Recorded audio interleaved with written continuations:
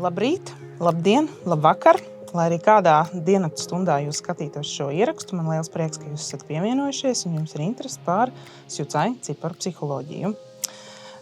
Sjucai tulkojumā no ķīniešu valodas nozīmē zināšanas no attāluma. Izklausās ļoti interesanti. Ja pašā sākumā ir interesanti, tad kā būs vēl tālāk? Bet pirms mēs metamies iekšā ciparu maģijā, mazliet vēlējos pastāstīt, no kurienes tad šī dzīves filozofija ir radusies. Mans skolotājs ir Žanets Kažamžāraus, pēc izcelsmes kazahs. Pirms 10 gadiem viņš sāka šo dzīves filozofiju, tā teikt, sapakot lielā pakā kopā un sāka arī mācīt citus meistarus visā pasaulē. Šobrīd jau aktīvi darbojas Sjucai trēninga institūts Dubajā, kur arī es esmu ieguvusi savu diplomu kā diplomāta Sjucai ciparu psiholoģijas meistare. Šī dzīves filozofija, zinātne, kāds teiks, ir ar autortiesībām aizsargāta, tāpēc daudz un dikti jūs dzirdēsiet apkārt stāstus par ciparu psiholoģijām, tad iesaku ieskatīties, kas jums ir tas, kurš to stāsta. Bet iesim varbūt tad pa maziem solīšiem. Tad ciparu psiholoģija vispār ir stāsts par cilvēka dabu. Tad kas tad ir tā mūsu cilvēka daba? Tas ir tas, kādā veidā mēs domājam, kas ir mūsu patiesās vēlmes, ko mēs vēlamies šajā dzīvē. Tās ir mūsu kompetences, gan tās, kas mums ir dotas starta komplektā, gan arī tās, kuras mēs visas dzīves laikā pacietīgi un cītīgi pilnveidojam. Un trešais aspekts, ko mēs skatāmies Sjucai kontekstā, ir mūsu realizācijas skaitlis. Tā ir mūsu misija, kura stājās spēkā 33 gados. Attiecīgi, šo ciparu kombinācijas tad atklāja ļoti daudz par cilvēku. Es varu šo cilvēku vispār nezināt, nesatikt, bet viņa dzimšanas datums man pastāstīs ļoti daudz. Skatāmies tālāk. Kas tad ir tā mūsu katra ego daba? Mēs katrs uz šo pasauli esam atnākuši meklēt izdevību, labumu un ērtības. Un arī nauda ir tas, ko mūsu ego vēlās. Un tas ir normāli. Šī ir mūsu, teiksim, tādu izpausme, caur mūsu ciparu maģiju. Un attiecīgi par to nav jākaunās, un tā ir normāla parādība. Mums ir iemācītas daudzas lietas, kuras patiesībā tā nav. Bet ja mēs skatāmies vispār no tāda veiksmes faktora, tad visu sabiedrību mēs varam sadalīt tādās divās grupās. Tad visiem zināmais Pareto princips arī šeit darbojās, tad 80% cilvēki ir tie, kas nav veiksmīgi savā dzīvē. Un tikai 20% no visiem mūsu 8 miljardiem šī brīdī ir tie, kas sevi var uzskatīt un patiešām arī ir veiksmīgi. Un tās ir, protams, visas izmērāmas lietas materiālajā pasaulē. Kāpēc šis Pareto princips? Protams, ka tiem, kas ir cilvēki ļoti realizējušies un veiksmīgi, mums ir vajadzīgi arī tie cilvēki mūsu mērķu un vajadzību sasniegšanai, kas ir tādā 80% līmenī. Bet kas mūs atšķir? Mūs atšķir tas, kāds ir mūsu enerģijas plūdums un kam mēs šo enerģiju, tā teikt, savā dzīvē veltam. Vai tās ir kaut kādas aprunāšanas, vai tā ir apspriešana, vai arī kaut kāda nosodījuma. Ja? Varbūt, ja mēs tā uzreiz šos vārdus uztveram, tad mums tā nešķiet, ka tas ir enerģijas pazaudēšana. Bet ja mēs mazliet apsēžamies un padomājam, tad principā ļoti daudz laika mēs veltām lietām, kas ar mums principā nav saistīts. Vai mēs tur runājam par kaimiņu, par kādām politiskām tēmām, jebko citu, vai kādu citu cilvēku nepieņemam mūsuprāt darbību.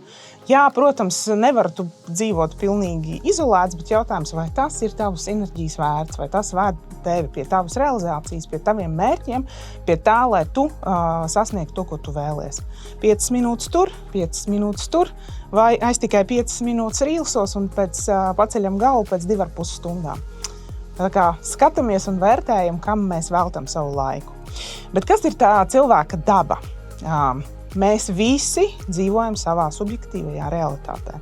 Un tas arī ir tas, par ko tālāk šodien stāstīšu jums. Caur jūsu cipariem jūs esat šī pasaulē. Tas ir jūsu pasaules uztvere, jūsu domas, jūsu emocijas. Un tas ir tikai tas, ko jūs jūtat. Tas ir tikai tas, kā jūs to saprotat. Un tad, kad mēs esam tādā, mīnusā vai sākam moralizēt, mēs pieprasam to no citiem cilvēkiem. Bet, kā jūs jau redzēsiet tālāk, nav iespējams nodot citam cilvēkam to, kas ir manā galvā vai manās sajūtās. Ja, un mums ir jāsaprot, ka mūsu zemapziņa principā nosaka 95% no tā, ko mēs ikdienā darām un kā darām. Tad mēs visi tie kontrolas frīki, kuriem šķiet, ka mēs visu kontrolējam, arī es tajā skaitā kaut kādu laiku atpakaļ, varam uzreiz šo ilūziju iemest miskastē. Jūs neko nekontrolējat, un tas arī nav iespējams, un tas arī nav vajadzīgs. Ir jāsaprot sevi, un tas arī būs tas sākotnējais, veiksmes faktors vai sākuma ceļš uz jūsu piepildījumu. Un kas tad mūsu ikdienā arī vada caur to šo subjektīvo realitāti ir dažāda veida bailes. Un mēs izšķiram viņas trīs, tādas trīs galvenās. Bailes pazaudēt attiecības, tas nozīmē, mēs ļoti paļaujamies uz to, vai pareizāk sakot, piedomājam pie tā, ko par mums padomās, ja es darīšu to vai šo. Un tas ir tas, mūsu pašu domas un enerģijas, arī kaut kas mums iemācīts, bet tas ļoti var ietekmēt mūsu dzīvi. Ja? Tad mēs nedzīvojam savu dzīvi, mēs dzīvojam citu cilvēku dzīvi, vienkārši aiz bailēm, ko par mums padomās. Es gribu iet dziedāt, bet man tur kaut kas varbūt nesanāk, un tad tā un šitā, labāk es neiešu, jo ko tad par mani padomās, ja? Man tur būs kļūdas. Ja? Vai arī stāsts par to, ka mums nav iemācīts tas, ka kļūdīties ir normāli, jo tā ir viena no tādām mācību fāzēm. Ja? Tikai caur savām kļūdām, caur savu kļūdu analīzi mēs arī varam iet tālāk un pilnveidoties. Nākamais ir tieši bailes pazaudēt materiālo pasauli, ja tad viss par un ap naudu un izdzīvošanu. Principā visas šīs trīs bailes ir saistītas ar izdzīvošanu, bet skaidrs, ka šobrīd 21. gadsimtā dzīvojot, mums nevajadzētu paļauties uz to baiļu sadaļu, kas mūsos ir iekodēta jau aiz vēsturiskiem laikiem. Un trešais ir bailes pazaudēt laiku. Tātad, ja man būtu jau pašā šīs sarunas sākumā jāsaka viena lieta, ko es būšu priecīga, ja jūs paņemsiet līdzi, ir aizmirstam par multitaskingu. Ja mēs multitaskējam, mēs neesam ne darbā, ne attiecībās, ne hobijos, nekur citur. Mūsu enerģija vienkārši pazūd, un mēs neizdaram nevienu lietu, pilnvērtīgi. Ja? Tā kā laiks mums ir, laika, ja mēs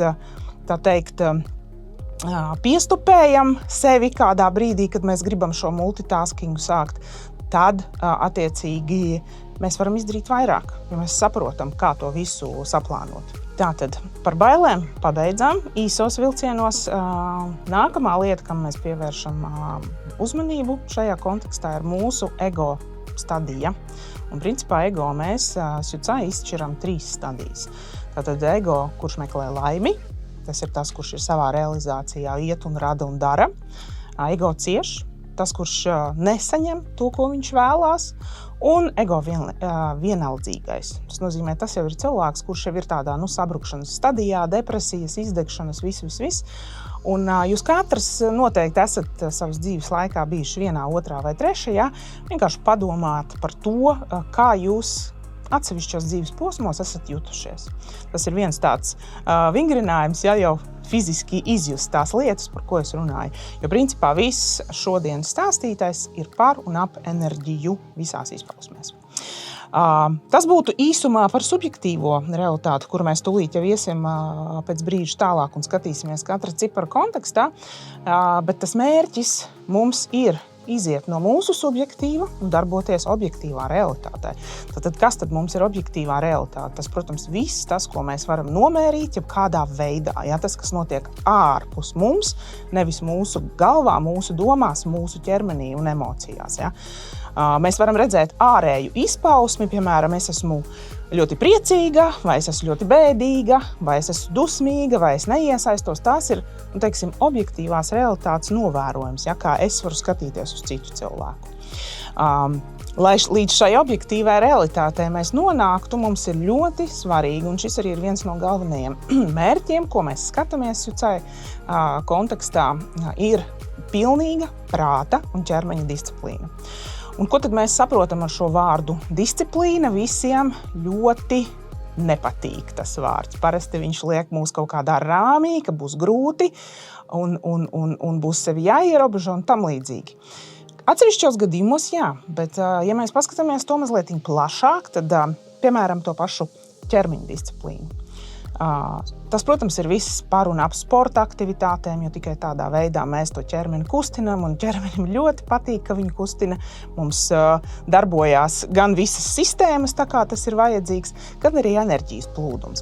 Bet, ja man jāskatās ir no tāda viena perspektīvas par visiem lēmumiem attiecībā uz disciplīnu, skatāmies, kā jebkurš no šiem lēmumiem mums nesīs rezultātu ilgtermiņā. Vai, nezinu, piemēram, ar to pašu ēšanu, ja? Nevienam nemācīšu, kā ēst vai neēst, ja katrs pats liels un sapratīs, vai ar sportu skatāmies, vai šis, ko es šodien apēdīšu kūciņu, vai varbūt rīt apēdīšu kūciņu, vai aizparīt, vai tas man ilgtermiņā dos labumu. Tad man to lēmumu būs mazliet vieglāk pieņemt, ja es paskatīšos no šādas perspektīvas. Par prāta disciplīnu tas varbūt skan tā ļoti nesaprotami, saprotamāks un šobrīd ļoti populārs, tā teikt, vārds, kas tiek lietots arī biznesa vidē ļoti bieži, ir emocionālā inteliģence.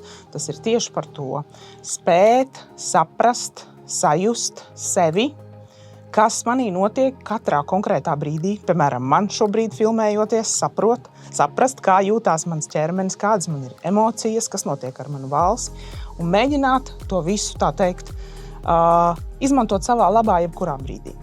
Ja, vai kaut ko darīt, vai kaut ko nedarīt. Atkal par ilgtermiņu.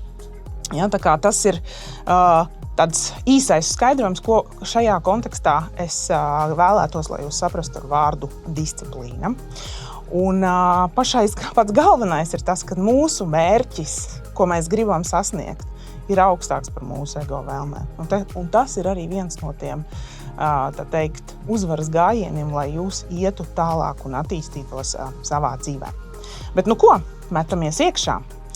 Sākotnēji jums izstāstīšu 3 konceptus, mazliet tāds terminus, ja, ko tas nozīmē, un tad jau skatīsimies katru konkrētāk. Personība vai apziņas skaitlis, tas ir tas jūsu dzimšanas dienas datums. Tikai un vienīgi dzimšanas diena. Piemēram, man ir dzimšanas diena ir 20. datums. Ko mēs darām? Mēs reducējam šo savu dzimšanas dienas ciparu līdz vienam ciparam. Tad, ja ir 20, tad 2 plus 0, tad apziņas cipars 2.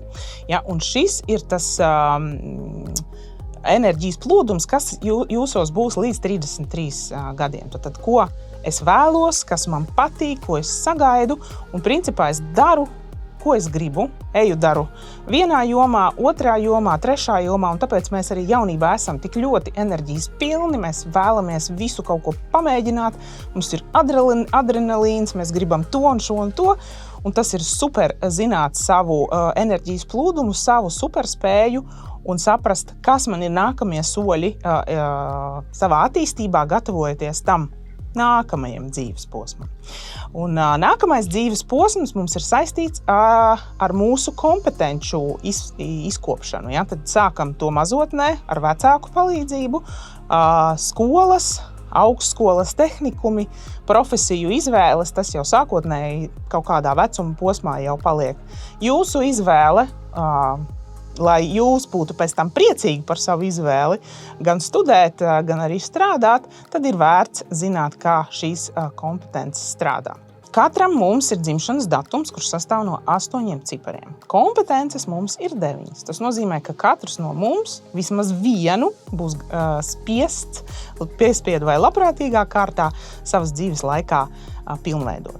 Nu, ja mēs paskatāmies uz cilvēku ar dzimšanas datumu 17. marts 1985. gads, tad mēs redzam attiecīgi, ka šim cilvēkam dzimšanas datumā ir 2 vieninieki, 1 trīnieks, 1 piecinieks un pa vienam 7, 8 un 9.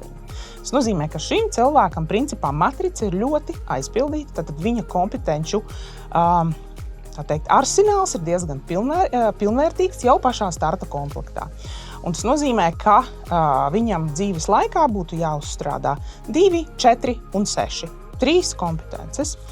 Lai arī mums tas arsenāls ir pilnīgs, un kā vispār jāsaprot, kas tas arsenāls.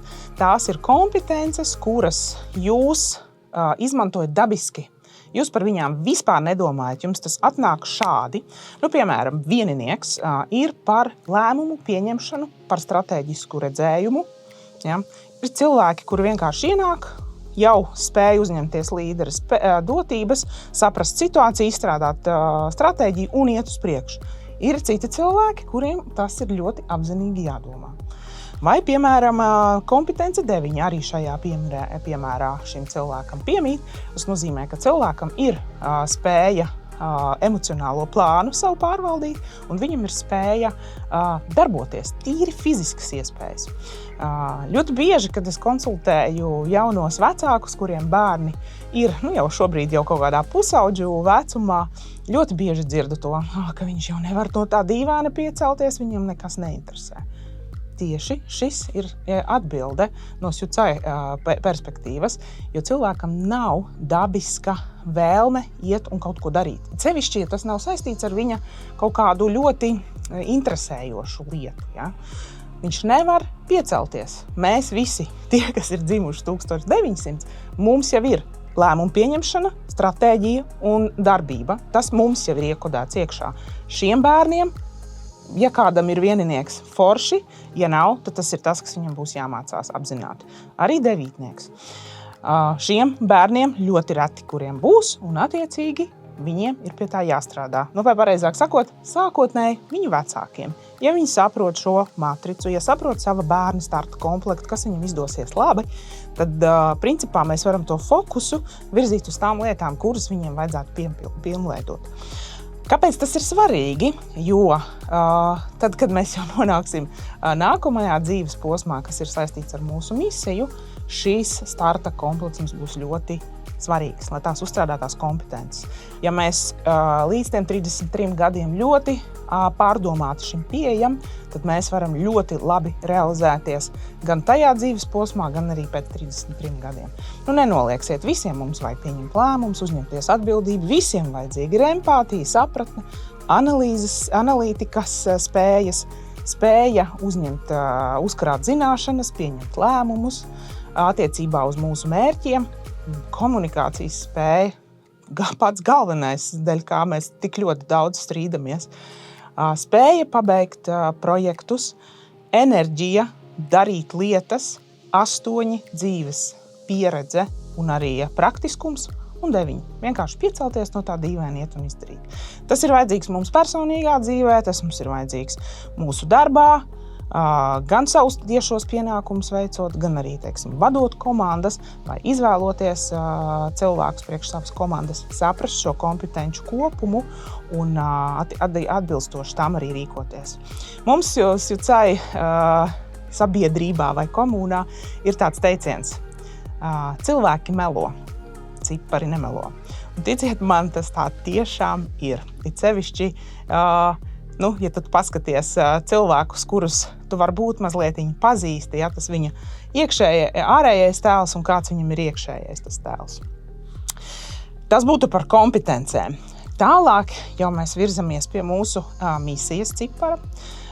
Un misijas ciparu mēs aprēķinam, saskaitot kopā visu mūsu dzimšanas datumu. Visus 8 ciparus atkal saskaitam kopā un reducējam līdz vienam ciparam.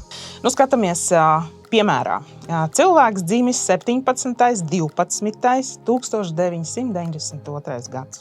Tātad skaitam visu kopā 1, 7, 1, 2, 1, 9, 9, 2. Sanāk mums kopā 32, reducējam 3 plus 2, atkal 5. Tas ir mūsu realizācijas skaitlis katram konkrētam cilvēkam. Un ko tas tad nozīmē? Visi ir dzirdējuši par tādu teicienu Jēzus vecums. Jā, tas tā patiešām ir, un lielākā daļa no mums arī izjūt tādas eksistenciālas krīzes, vai ko man darīt tālāk, vai es esmu pareizajā vietā, un tam līdzīgi. Jā, pēc tam ir arī ap 40 un ap 60, bet šis ir principā tāds pirmais pagrieziena punkts, jo tas ir tas, kad mūsos mainās tas enerģijas plūdums. Tas nozīmē, es biju viens cilvēks, domāju, darīju, gribēju vienu lietu, pēc 33 vēl joprojām esmu tas pats cilvēks ar tām pašām vēlmēm, bet manas darbības jau būs iekudētas tikai un vienīgi šajā ciparā. Tas nozīmē, ka tā būs mana superspēja, kurā es būšu vislabākais savā realizācijā. Protams, tas ir jautājums par to, vai es līdz tam esmu strādājis, lai būtu pats labākais tajā jomā. Bet tas ir, teiksim tā, fokus. Arī mēs noteikti esam pamanījuši to, ka tie, kam jau ir 33 pāri, vai tiem, kuriem tikai tuvojās, kad izjūt tādas izmaiņas, ka kaut kāda skati uz pasauli ir savādāki, enerģijas paliek mazāk, vai kādu dienu blakus cilvēks mīļotais ir kaut kāds bišķiņš savādāks palicis. Tā ir tāda, teiksim, izpausmē fiziskajā pasaulē. Tā kā šo ciparu kombinācijas mums ir dažādas, tad mums var būt apziņas cipars vai personība 1, viņš var būt 1 ar misiju, viņš var būt 1 ar 2 un tā tālāk. Tā kā principā tikai viena katra no ciparu kombinācijām neizjutīs šādas lielas izmaiņas sevī. Pārējiem visiem, mums ir par ko pastrādāt. Bet tad iesim tālāk. Sadalīju sākotnēji tos visus ciparus jums pa 2 grupām. Ir tādi cilvēki, kas ir ļoti tādu sistēmisku skatījumu, un ir cilvēki, kas ir varbūt tādi nesistēmas cilvēki, mazliet brīvāki savās izpausmēs. Un tas arī ir tas iemesls, kāpēc ir mums cilvēki, ar kuriem mēs satiekamies, un mēs varam šādi uzreiz, gandrīz vai visu mūžu būtu pazīstami runājuši, koncepts, lēmumi, viss pat balss skanējums dažbrīd ir līdzīgs, bet ir citi cilvēki, kad viņš vienkārši runā un tu nesaproti. Vai viņš runā pa gāru, vai pa lēnu, vai atkal to gluži pretēji pa ātru. Un tie ir mūsu dažādi izpausmes veidi. Un kas tad mums ir tie sistēmas cilvēki? Tad tie ir visi apziņas skaitļi vai personības 1, 2, 3 un 9. Un attiecīgi tie brīvie nesistēmas cilvēki ir 4, 7, 5, 6 un 8. Tādā arī kārtībā iešu tālāk un stāstīšu konkrētāk. Ko sākam? Vieninieki. Tad visi tie cilvēki, kas ir dzimuši 1., 10., 19. un 28. datumā jebkurā mēnesī. Jūs mūsu tie valdnieki karaļi, Tie cilvēki ar iedzimtām līdera dotībām, spējām, cilvēki, kā karaļi, kas vēlās, tā teikt, pārvaldīt savu karaļu valsti un skatīties uz to savu galmu. Un tas arī ir tas jūsu personības vektors, kas ir vērsts uz jums. Es esmu tas, kurš vada visu šo, kas apkārt notiek. Ja visiem citiem cilvēkiem tas ego vektors, kā jūs tālāk dzirdēsiet, ir vērsts mazliet citur, tad šiem cilvēkiem tas ir vērsts tikai un vienīgi uz viņiem pašiem. Un šī arī ir tā tēma, kurā skatīties. Ja tu saproti sevi, tu saproti savu pretējo, uz kura pusi skatās viņa ego vektors, tad jums ir lielāka iespēja nesastrīdēties vai atrast, teiksim, kopēju valodu. Jūs vienkārši saprotat, ka katrs uz to pasauli skatās mazliet savādāk. Un tā personība ir tiešām stratēģis, un jūs esat tie, kas sāpiņo kļūt par vispasaules zvaigznēm. Jūs gribat būt populāri, un tas jums ir normāli. Un tad jūsu domāšanas veids ir tāds stratēģisks. Jums ir tā spēja formulēt lēmumus, skatīties stratēģiskās vīzijās, izstrādot plānus un arī to sasniegšanā piedalīties. Jūs varat ar savu domāšanas veidu ieraudzīt daudz un dažādas jaunas iespējas.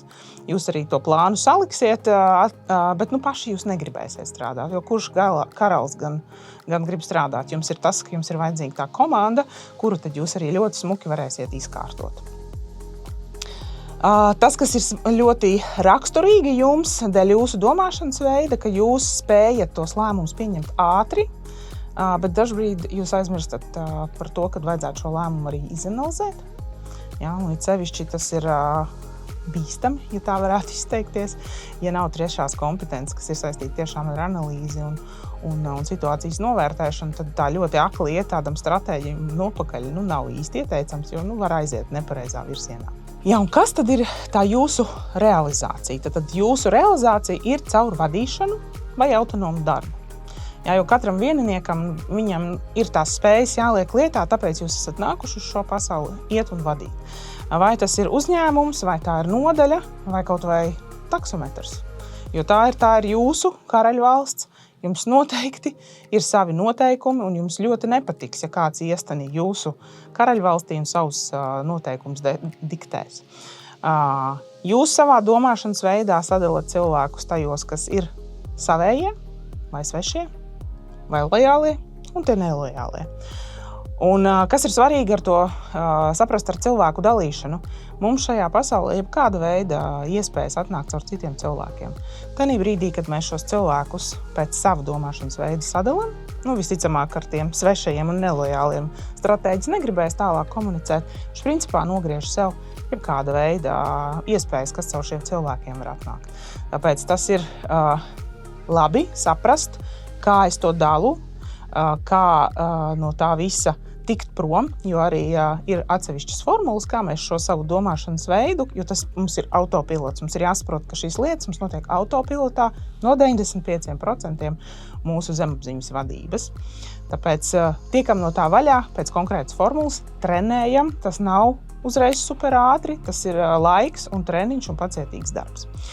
Un noteikti pieminēšu dažus arī varbūt zināmus sabiedrībā cilvēkus tīri, lai ilustrētu katra konkrēta domāšanas veida un personības iezīmes. Un kas tad mums ir tādi vieninieki? Pāris cilvēki no Latvijas, Vaira Viķa Freiberga, man liekas, ka nevienam nav jautājumu par to, ka viņa bija karaliene un ir karaliene. No estrādes māksliniekiem Renārs Kaupers, kas mums ir varbūt no tādiem ārzemniekiem zināmākiem. Bills Gates ir vieninieks, kāda viņam ir pasaules impērija, ko viņš ir uzbūvējis un turpina vadīt. Un varbūt šobrīd netik ļoti veiksmīgs dažādās izpausmēs, kādam varētu šķist, bet Ilons Masks ir personība viens. Nākamais varonis personība diplomāts. Tātad visi cilvēki, kas ir dzimuši 2., 11., 20. un 29. datumā, jebkurā mēnesī. Tātad šie cilvēkiem ir ļoti izteiktas spējas saprast citus cilvēkus un situācijas. Ja, viņiem ir tāda iekšēja empātija un principā spēja nolasīt telpu, laukumu bez vārdiem. Ja, tā ir viņu superspēja. Un dēļ tā, ka viņi tik labi uztver to apkārtējo pasauli, viņiem ir arī spēja veidot attiecības. Ja. Šie cilvēki ir tādi, kas visu laiku vēlās saprast. Viņi uzdod bieži daudz jautājumus. Citiem tie jautājumi var kaitināt, bet tā ir viņu dabiska vajadzība saprast. Jo viņi iet dziļumā, viņi grib saprast, kā kas strādā, kā šis cilvēks, kas viņam ir svarīgi, kā ar viņu darboties, kā strādā šis process vai produkts vai vēl kaut kas. Tā kā šie cilvēki ir tādi, viņi arī bieži mēdz paši ar sevi parunāt, ja? Kā mēs sakam, jāparunā ar kādu gudru cilvēku, pats ar sevi parunāja, atrada savu atbildi. Ja? Kas ir viena mūsu, tāda plusa lieta, tā var arī pārvērsties par mūsu tādu, varbūt mīnusu, ja? Ka tas ir saistīts ar tādām šaubām. Ja, jo varbūt es vēl 2 jautājumus, varbūt 3 neesmu uzdevusi, lai saprastu to situāciju. Ja, tāpēc šiem cilvēkiem mēdz būt arī diezgan grūti pieņemt lēmumus, un viņus nevajag ļoti steidzināt viņiem, lai pieņemt lēmumus ir nepieciešams 3 dienas, lai pieņemtu pareizu lēmumu. Ja jau viņi aizies pāri, tad viņus vajadzēs pastimulēt, lai viņi neiekristu depresijā un varētu to lēmumu pieņemt. Bet, ja būs ātrāk, tad viņi, to lēmumu nebūs izdarījuši pareizi. Un šie cilvēki ir ļoti labi izpildītāji. Tieši dēļ tā, ka viņi spēja saprast. Un te jau mēs skatāmies, atkal jau šobrīd jau sākšu jūs virzīt uz to, ja domājam par par komandu kā tādu, tad ir mums stratēģis, mums ir diplomāts. Mums ir viens, kurš izdomā un ir viens, kurš realizē. Un skatoties, jau mums viss jau liekas smukā puzlē kopā, atkal runājām par kompetenci un savu superspēju izmantošanu. Un tas, ka visas iespējas mums nāk cauri attiecībām. Un divnieki, kā tad viņi sadala tos cilvēkus un sanī brīdī sev nogriež automātiski iespējas ir tajos cilvēkos, kas mani saprot vai nesaprotu. Vai es saprotu vai nesaprotu. Ja? Un tādā brīdī mēs šie divnieki, arī es esmu divnieks, pēc sava apziņas cipara mēs mēdzam, tā teikt, pazaudēt iespējas ar citiem cilvēkiem. Kādas pāris slavenības, Arturs Irbe, Kristaps Porziņš, kaut kā man trāpījās šoreiz tādi sportisti šajā konkrētajā piemērā. No ārzemniekiem Tonijs Robins, kurš ir diezgan daudz ielicis savu sapratni, lai varētu tālāk mācīt citus cilvēkus, un Leonardo DiCaprio ir mums cilvēks diplomāts. Personība analītiķis. Tātad tie ir cilvēki, kas ir dzimuši 3., 12., 21. un 30. datumā, jebkurā mēnesī. Tad tie ir cilvēki, tādi zināšanu guru mēs viņus savā sabiedrībā saucam. Tos jūs noteikti atpazīsiet, kaut vai tikai dzirdot to, ka jebkurā veidā, kur jūs kaut ko mēģināt viņam paskaidrot, viņš jau teiks, es zinu. Un patiesi arī tā ir, šie cilvēki ir tiešām ar tādām dziļām zināšanām apveltīti, un viņu tā galvenā realizācija un tas ego vektors ir vērsts uz analīzi, kontroli, pārvaldību un rūpēm. Ja? Un viņi sapņo kļūt par tādām sava veida autoritātēm, un viņu domāšanas veids ir analītisks. Viņi ļoti labi spēja analizēt informāciju, tās sastāvdaļas, sistematizēt datus, ieraudzīt plusus, mīnusus. Principā, jebkurā situācijā, arī sliktā situācijā, viņi atradīs kaut kādu labu aspektu. Tad viņi ir tādi, ja mēs skatāmies no visiem mums, tad viņi ir visobjektīvākie. Ja? Viņi tā kā lieki netērēs savu enerģiju un neskries uz priekšu, pirms viņi vēl nebūs izanalizējuši to situāciju. Tas ir plus, bet savā veidā tas var arī būt mīnus, jo mums kaut kādā brīdī vienkārši arī darbība nesako. Un šiem cilvēkiem tā realizācija notiek caur analīzi un vadību. Tātad tie būs vislabākie mentori, cilvēki, kuri varēs uztaisīt sistēmu, schēmu, struktūru, pēc tās arī tam cilvēkam viņu ļoti labi nodot, jo tās ir rūpes par citiem cilvēkiem un tas viņiem sagādā baudu, jo principā viss, ko es šodien jums stāstu, tās ir tās lietas, kas jums patīk un sagādā to prieku un dod to draivu ikdienā. Ja? Tas, kas ir analītiķim raksturīgs, ka viņš principā visu grib sastrukturizēt, sistematizēt, un visiem ir jāiet pēc instrukcijas. Ja?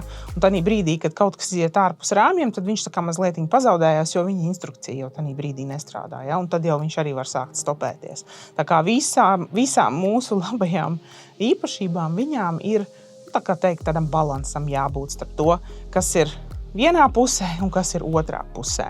Jā, un analītiķim tās zināšanas ir kā tāds orientieris pasaulē. Ja? Un principā šie cilvēki ir tie, kuriem visvairāk ir tā tieksme un vēlme mācīties. Ja? Un visticamāk, ka tie arī būs tie cilvēki, kuriem būs visvairāk to diplomu dažādās jomās. Pat dažreiz ļoti atšķirīgās, bet viņiem tas ir ok, jo viņi ir ļoti pašpietiekami cilvēki, un viņiem principā cits cilvēku viedoklis maz interesē. Ja? Kā dala personība analītiķis cilvēkus. Tad, kas ir izdevīgs vai nav izdevīgs, gudrs, bet atvainojiet, vai muļķis, autoritīvs vai nav autoritīvs cilvēks. Ja? Jo tas ir tas, kā viņu skatījums ir, vai tas cilvēks ir zināšanām pilns, kur es varētu no viņa kaut ko smelties. Kādas pāris slavenības, lai piesietu realitātei, tad mums Latvijā tas ir Raimonds Pauls, arī mūsu pašreizējais prezidents Edgars Rinkēvičs, no ārzemniekiem Arnolds Švarcenegers un Mihails Šumahers. Tātad noslēdzošais cipars sistēmiski domājošu cilvēku lokā. Tātad taktiķi, Tātad visi cilvēki, kas ir dzimuši 9., 18. vai 27. datumā, jeb kurā mēnesī. Tātad viņu ego vektors ir vērsts uz uzvaru. Viņiem ir ļoti svarīgi būt pirmajiem un uzvarēt jebkurā lietā, vietā. Tas ir tas, kā viņi skatās uz pasauli, kā uz izaicinājumu, kā uz tādu emociju, kā uz tādu adrenalīnu un tās uzvaras gūšanu. Ja? Un viņu domāšanas veids ir tāds ļoti taktisks. Viņi spēja ļoti ātri norēģēt situācijā, saprast, kas mums šī brīdī notiekās, kā man vajag mainīt savu taktiku, lai sasniegtu kādu rezultātu. Ja? Tas ir viņu superspēja. Taktiķi ir tiešām cilvēki, kas ir darbības cilvēki, ja? Viņiem nepatīk ilgi domāt, viņiem patīk labāk strādāt un darīt. Un viņu personības realizācija ir caur tādu ideju, ja? Tie ir idejas cilvēki, ja? Mums ir ideja, izglābt kādu dzīvnieku kaut kur vai kas, tad mēs vienkārši ceļamies, ejam un daram idejas vārdā. Ja nav idejas, tad man īsti nav, kur tad es to taktiku likšu, ja? Un otra lieta, kas viņiem ir ļoti raksturīga, ka viņi grib, man nepatīk vārds latviski, kalpot, es viņus pārdēvēju par pakalpot sabiedrībai. Ja? Tad tie ir superīgi cilvēki, kas strādā dažādās palīdzošās profesijās, piemēram, medicīnas dienesti, ātrās palīdzības, policisti, viss jebkas, kas ir kaut kādā veidā sistēmā, kur tu palīdzi sabiedrībai kopumā. Jo tas ir, viņu drives, tas, kas viņiem rada enerģiju un spēju darboties un iet uz priekšu. Ja? Tas, kas viņiem ir arī ļoti raksturīgi, ka devītniekiem ļoti patīk strādāt komandā. Ja? Viens nav karotājs, visticamāk, ir kāda gudrība šajā mūsu senajā teicienā. Ja? Tā kā tas tiešām atspoguļojās devītnieka dabā. Viņiem noteikti, atšķirībā no citiem cipariem, nav tāda ļoti izteikta individualitātes enerģija. Šoreiz es saliku devītnieku nevis kā pēdējo ciparu, bet šeit pa vidu tīri no sistēmiskā viedokļa. Bet, ja man būtu tāda klasiskā meistarklase, tad devītnieks būtu pēdējais, un ja es būtu to vadījis dzīvē, tad es uzreiz redzētu, kur ir tie cilvēki, kas visvairāk dīdās un nevar sagaidīt. Ja? Pirmkārt, viņi ir tie, ka nevar sēdēt, ja, grib. Otrām kārtām viņi dzird no katra, un viņi to uztver kā savu. Ja?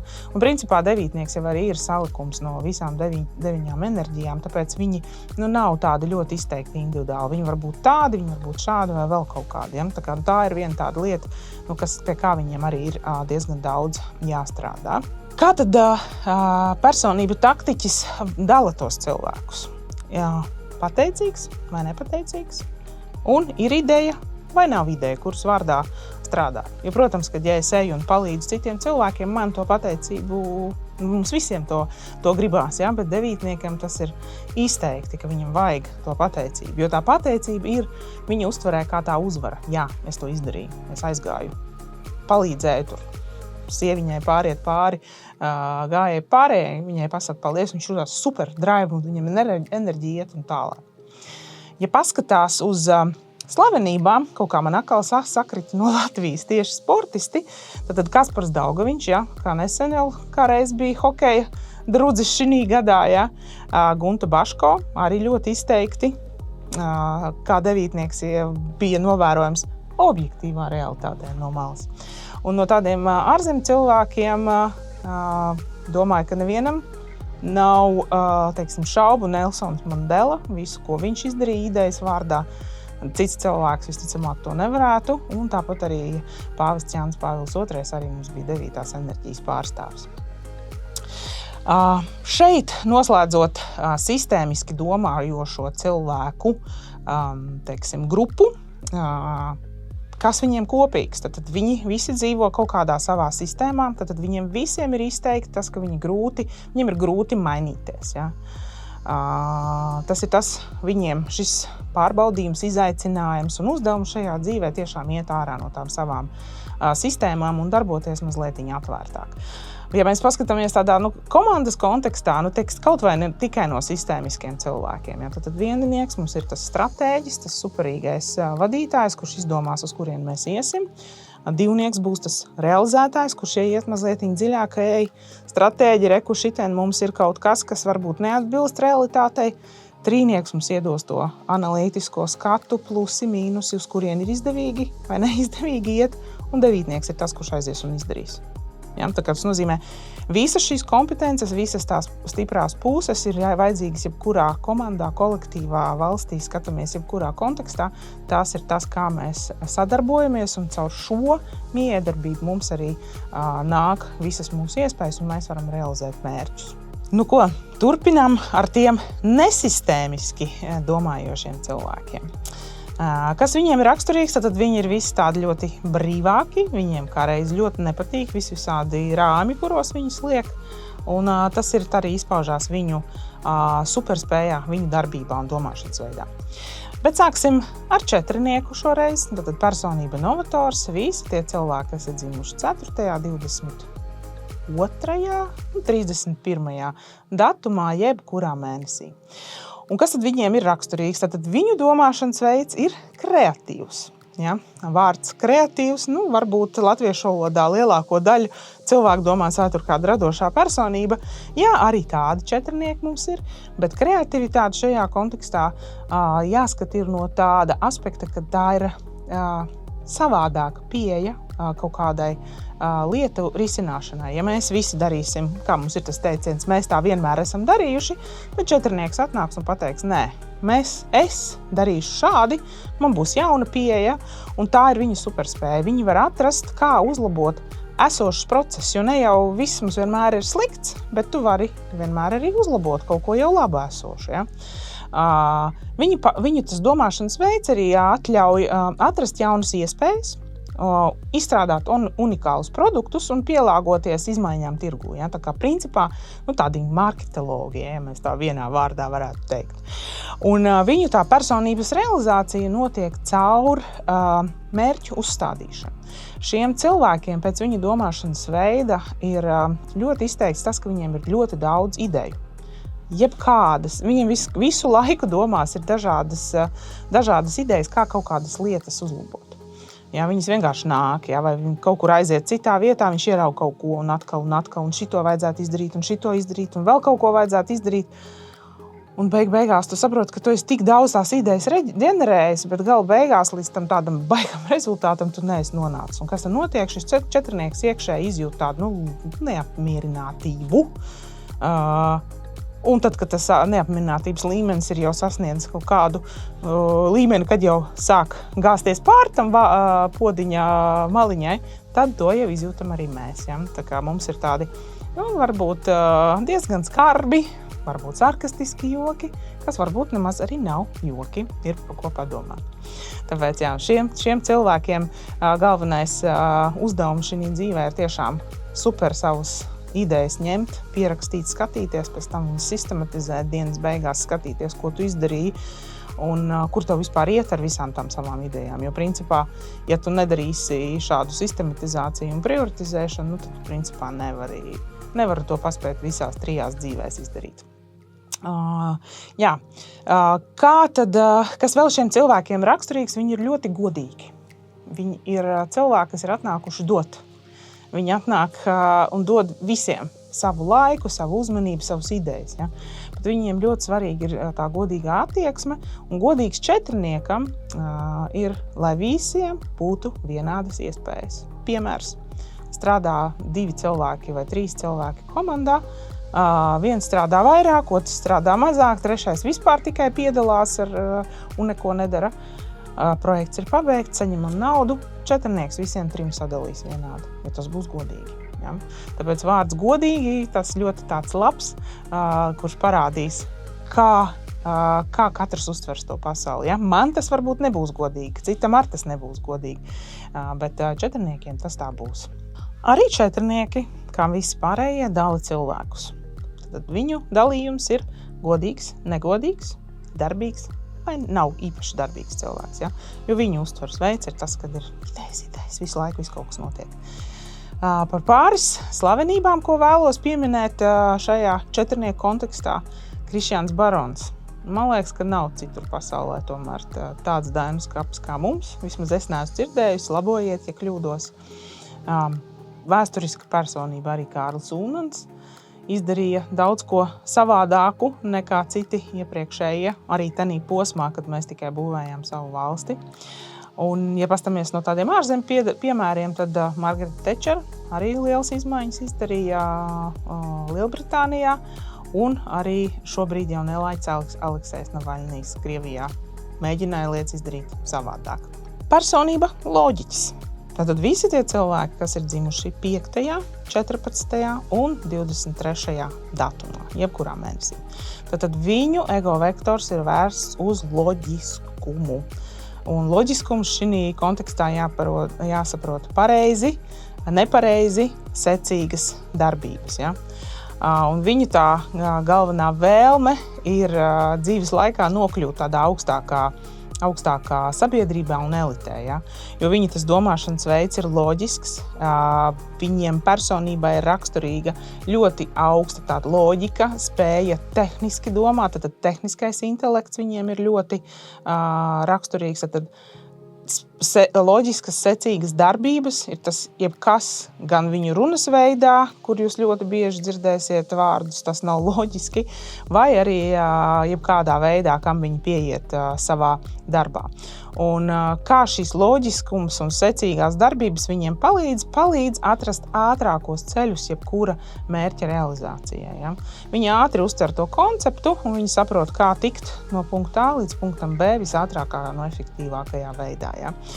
Tas ir viņu plus un savā veidā tas var arī būt mīnus, jo tenī brīdī, kad viņš šo struktūru, savu loģiski secīgi neierauga, tad viņi var pirmkārt sākt cīnīties un pierādīt otram cilvēkam, kāpēc tava loģika ir nepareiza un ejam pēc manas loģikas, vai arī viņi vienkārši neturpina nekādu veidu darbību. Ja?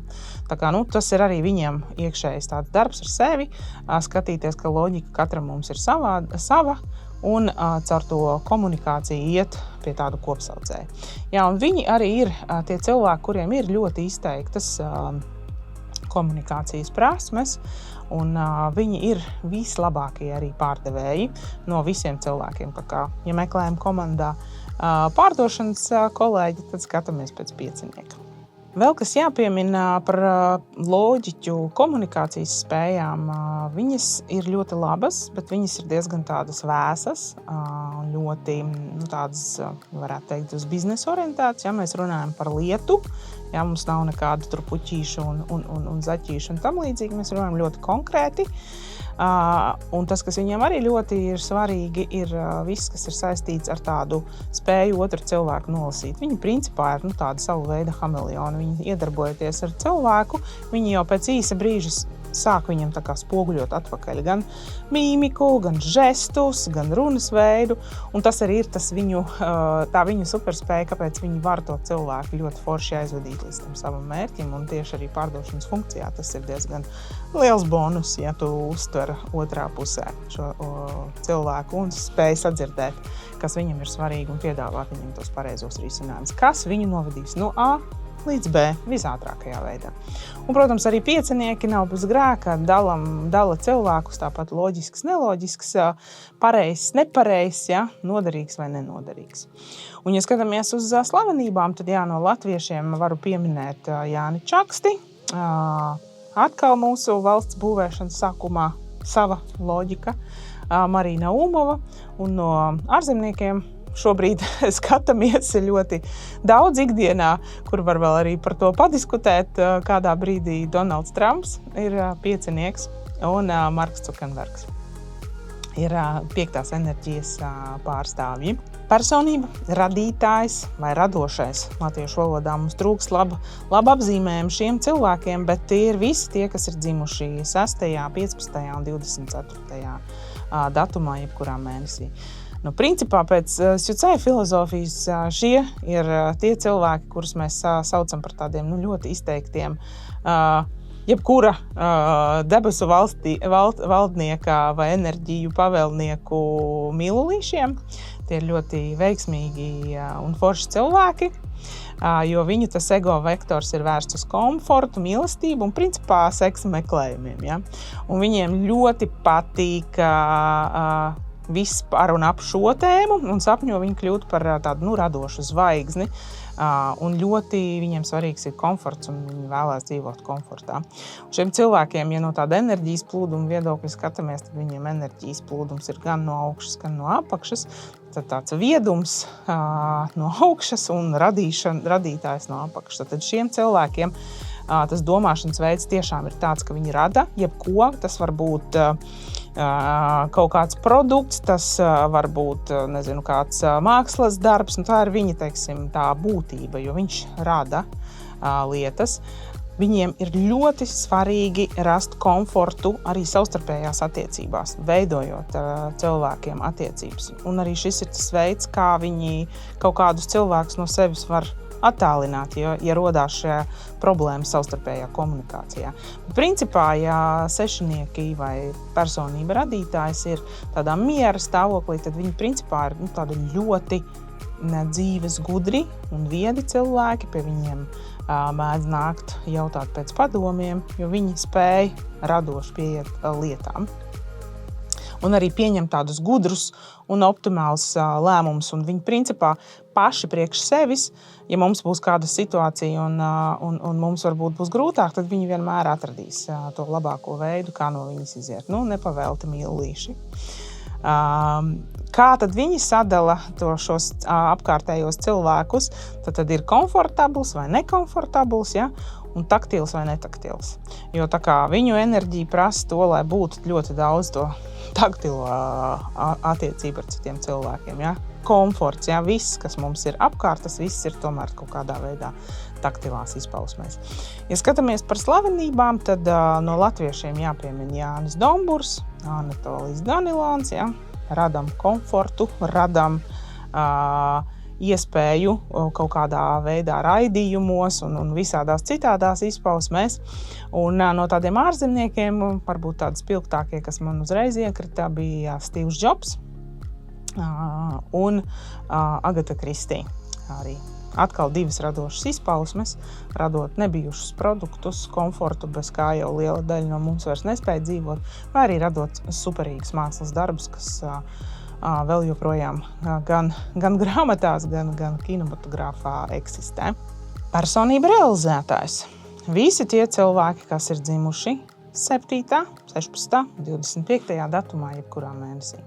Šo cilvēku ego vektors ir vērsts uz savas rīcības atzīšanu. Ja? Visās jomās, jebkurā jomā. Ja mums visiem pārējiem patīk saņemt atzinību par savu padarīto darbu, tad šiem cilvēkiem tas ir vitāli nepieciešams. Jo tas ir veids, kā viņi saprot, ka viņi kaut kādas lietas ir izdarījuši, vārds varbūt pareizi, ir tāds limitējošs, ja tikko runājot par piecinieku, bet ka viņi iet tādā virzienā, kas ir vajadzīgs. Ja? Un principā šie cilvēki sevi izjūt kā tādu, principā tie ir cilvēki zvaigznes. Ja mēs kādreiz paskatāmies kādu kolēģi, partneri, klientu vai varbūt arī tepat tās ģimenē, ja, viņš vienkārši atnāk.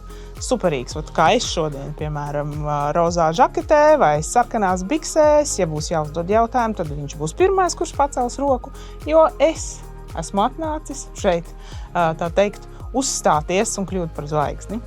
Un tā viņam ir normāla, teiksim tā, sajūta, viņš tā jūtās, ja? Nevis viņš ir kaut kāds iedomīgs, bet viņš tā vienkārši jūtās. Un viņu domāšanas veids ir ļoti intuitīvs. Ja? Tas jau ejot tālāk konsultācijās, tad es stāstu par to, kāpēc viņam ir šāda veida izpausmes, jo viņiem ir tāda superspēja risināt krīzes situācijas. Tie ir cilvēki, kuri jebkurā situācijā, kur mēs vispārēji apstulpsim, viņi vienkārši ieraudzīs izēju, viņi ies un realizēs. Viņiem ir ļoti augsti attīstīta arī intuīcija, kas viņiem šajā visā palīdz. Un tad, kā jau mēs zinām, par intuīciju divreiz labāk sajūties, ka tu esi pēc savas intuīcijas gājis un kaut kas tev ir izdevies. Ja? Un tāpēc viņi ir tādi, jā, tiešām, kas atrod tās slēptās iespējas un realizē jebkuras krīzes situācijas. Viņiem tiešām ir tādi arī līdzīgi kā devītnieki, uzreiz realizēt, uzreiz darīt. Ja? Nav tādi ļoti lieli sēdētāji un apdomātāji, ja? Bet viņiem ir ļoti svarīgi tas, ka viņiem ir jābūt disciplīnā. Ja? Jo no tā, kad mēs atkal skriesim un kaut ko darīsim, nu, tad mums ir pirmkārt hauss varbūt galvā pašiem kā septītniekam vai tam realizētājiem, vai arī ar mūsu darbībām, ka es uzreiz skrienu un realizēju, es varu uztaisīt hausu citiem. Ja, tā kā, šis ir uzdevums septītniekiem tiešām dzīvot disciplīnā, būt mierā, skatīties, kas mums apkārt notiek, vai tas vispār ir vajadzīgs un kādu tas labumu dos. Viņiem ļoti ir izteikti tas, ka ka viņi īsti nesaprot šo, kas šeit apkārt notiek un iet uz tādu čuteni, latviski runājot, ja, tad viņiem ir tiešām kā melnajā caurumā, lai cik tu viņam lietu, tur tās atzinības viņam vienmēr ir pa maz, viņam vajag vēl un vēl un vēl. Un ja tu nesaproti šīs enerģijas plūdumu, tad tev ir diezgan liels konflikta iespējas, ja tu to saproti, to tā var mierīgāk uztvert. Jā, un realizētājs, kā tad viņš dala cilvēkus, dala garīgs, negarīgs un atzīst un neatzīst. Tas principā ir tas pats, ja, vai manas darbības kaut kādā veidā ir atzītas un vai šīs, teiksim, cita cilvēka darbības ir atbilstošas kaut kādām vispār pieņemtajām normām. Ja? Septītniekiem vispār ļoti raksturīgi, vai viņi ir ļoti augsti garīgi cilvēki vai brauc uz Amsterdamu izklaidēties. Ja? Tā kā tāds diezgan liels šūpols.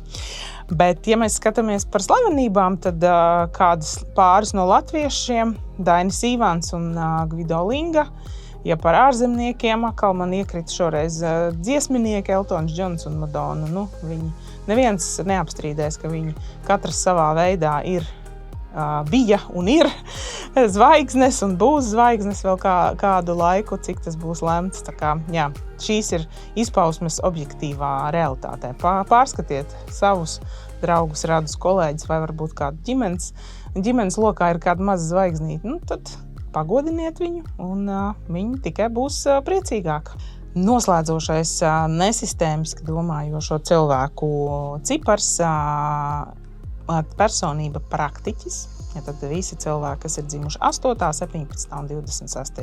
datumā. Un viņu ego vektors ir vērsts uz materiālo pasauli, uz rezultātu kontroli. Ja? Un viņi sapņo kļūt par tādiem ļoti veiksmīgiem un svarīgām personām, ja? Caur to savu darbu. Ja? Un viņu domāšanas veids ir ļoti praktisks. Tā kā tie ir ļoti praktiski cilvēki. Viņi paļaujās uz savām zināšanām, uz iegūto pieredzi, liek viņas lietā. Ja? Tad tie ir tie cilvēki, kuri mācīsies kaut ko un uzreiz ies realizēt, lai sasniegtu savu to rezultātu. Tad viņiem ļoti svarīgi ir, lai visās darbībās, ko viņi dara, kad ir rezultāts. Jo, ja nav rezultāta, tad viņam arī nav darbības. Noteikti šiem cilvēkiem arī ir superspēja kontrolēt lietas, kas ir, protams, vajadzīga lieta. Jautājums ir par to, vai mēs kaut kādas lietas nepārkontrolējam pa daudz attiecībā pret citiem cilvēkiem. Tas praktiskums un orientācija uz materiālo rezultātu viņiem arī dod to iekšējo draivu daudz un dikti strādāt. Ja? Viņi vienkārši neredz tādu materiālu rezultātu no kaut kāda atpūtas brīža, ja? Kas man būs gala beigās. Ja? Tā kā, tas arī tas, kā viņi attiecās pret sevi, viņi no tā gūst kaifu un baudu, ja? Tad tie ir darbaholiķi, bet visi pārējie, ja mēs uz dzīvi skatāmies mazliet savādāk, un tad, ja jūs kādreiz esat aizbraukuši varbūt pie kādas vecmāmiņas vai opīša vai vienalga kāda, kad jūs jau uzreiz pieliek pie darba. Ļoti iespējams, ka šie cilvēki ir bijuši praktiķi, kuri vienkārši ieraudzīja jūs kā resursu savu materiālā rezultātā iegūšanai. Tāpēc viņu galvenais uzdevums ir tiešām saprast to, ka visi apkārtējie cilvēki ir arī cilvēki, ne tikai darba rokas viņu materiālā rezultātu realizēšanai. Un kur tad viņiem tā realizācija ir tiešām viss, kas ir par un ap naudu, sfēras, kas ir saistītas ar jebkāda veida monetizācijām, ja, un arī nekustamais īpašums. Tas viss, kas ir materiāls, tas ir viņu darbības lauciņš. Jā. Nu, astotnieki mēs savā kopienā sakam, ir tie cilvēki, kas ir atnākuši mainīt mūs, ja, kaut gan pašiem viņiem mainīties nevisai patīk, jo viņi iet pēc savas nospraustās taciņas. Cilvēki praktiķi mūs citus sadala, vai mēs esam veiksmīgi vai neveiksmīgi, un vai mēs esam produktīvi vai neproduktīvi, un palielam arī, vai mēs esam bagāti vai nabagiem, jo tas ir viss par un ap materiālo pasauli. Ja skatāmies par kādām pāris slavenībām, kas man iekritā prātā, tad no Latvijas Jānis Streičs, Juris Žagars, nenoliedzam, ko viņš darīja un dara ar Dēles teātri, ir ļoti praktiski un uz materiālo rezultātu virzīts. Par kādiem aizjūru cilvēkiem Angela Merkele un Džons Rokefellers, jā, viens no bagātākajiem cilvēkiem pasaulē, ļoti visās materiālās izpausmēs. Nesistēmiski domājošie. Atkal paskatīsimies uz visiem cipariem kopā, tad četrnieks, ja, tas novators, kurš atradīs jaunās pieejas, piecinieks, tas, kurš spēs nokomunicēt un pārdot to mūsu produktu. Sešinieks, tas, kas būs cilvēks, kurš varēs tā kā kaut ko jaunu radīt, skaistu, ja, un arī tā kā pabeigt projektus līdz galam. Septītnieks ar savu krīzes vadību un praktiķis ar orientāciju uz materiālo rezultātu. Viss ir ap un par 9 kompetencēm, 9 cilvēku tipiem, gan pēc domāšanas veida. Šis pats arī, teiksim, tādā rīcībā ir attiecināms arī uz misiju, tā kad jūs varat katrs paskaitīt savus ciparus un saprast tās kombinācijas. Bet šobrīd tāds kopsavilkums par to, ko tad mēs šodien ar jums izrunājām. Tad mēs apskatījām visus 3 komponentes Jucai filozofijā, tad tas ir cilvēka personība, viņa kompetences, viņa misija, kā tas viss savā veidā miedarbojās, kā cilvēks mainās, sasniedzot savu 33 gadu, teiksim tā, dzīves slieksni, kā tam gatavoties īsumā, kas ir mūsu superspējas, un kā tos instrumentus izlabot savā labā.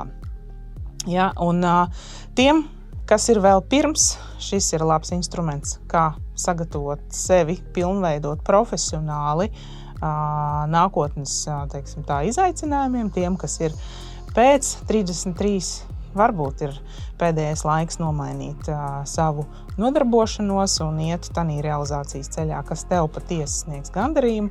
Arī es pati esmu spilgts piemērs tam, tikai pirms 5-6 gadiem nomainīju kardināli savu rīcību un darba sfēru.